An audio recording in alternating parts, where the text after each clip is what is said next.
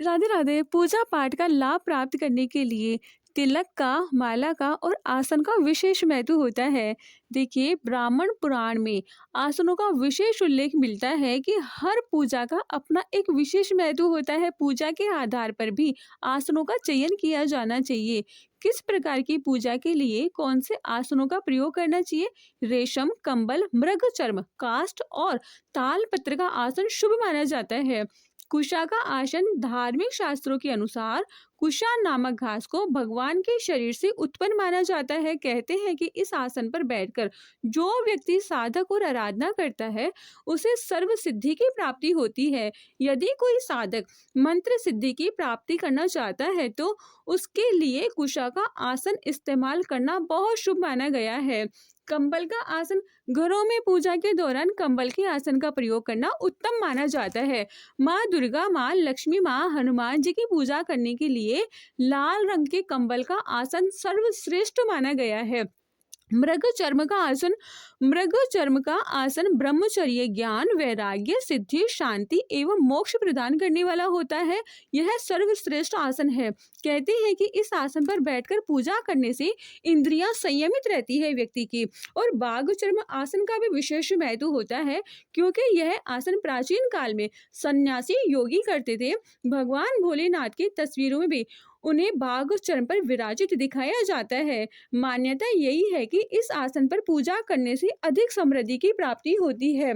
देखिए, कार्य सिद्धि की पूर्ण लालसा के लिए किए जाने वाले जप कंबल के आसन पर बैठकर करना सर्वोच्च लाभदायक माना गया है।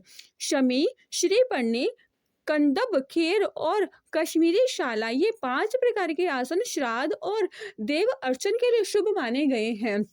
बिना आसन भूमि पर बैठकर मंत्र जाप करने से दुख की प्राप्ति होती है। वहीं बांस के आसन पर बैठकर मंत्र जाप या देव पूजा नहीं करनी चाहिए।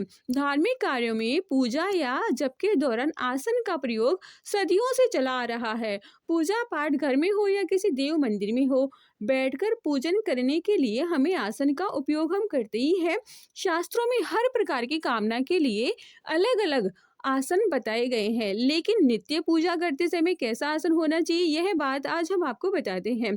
आसन कंबल का हो, कुशा का हो, मृग चर्म का हो, बाघ चर्म का हो, ऊनी हो, रेशमी हो, यह आसन इंसान के जीवन में शुभ प्रभाव डालते हैं। सभी पूजा करते समय आसन का प्रयोग जरूर करते होंगे, लेकिन क्या आप जानते हैं पूजा में काम लिए जाने वाले आसन का विशेष महत्व होता है, क्योंकि यह आसन आपकी एनर्जी को भी अब्सॉर्ब करता है। आसन के कुछ नियम भी होते हैं। पूजा करते समय किसी भी दूसरे व्यक्ति का आसन प्रयोग नहीं करना चाहिए। जिस आसन पर बैठकर आप पूजा करते हो वह आसन किसी और को नहीं देना चाहिए, क्योंकि इससे आपकी एनर्जी और आपके जप और तप का प्रभाव कम हो जाता है।